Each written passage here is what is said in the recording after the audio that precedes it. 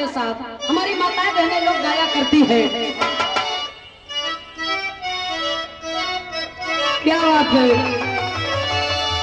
कतौ कतौ गावे थी। सैया मिला मोर हल्का भगवान कसम,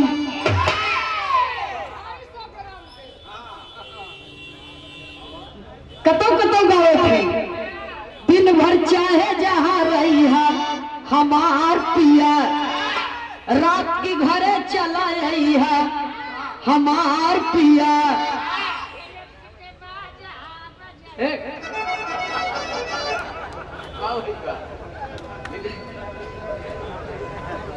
झुलनी का रंग साचा हमार पिया, झुलनी में गोरी लागा हमार जिया। अब कतौ कतौ माता बहन लोग गावत थी। सैया मिला लरी कैया मैं का करऊं, और बदल के गावत थी का।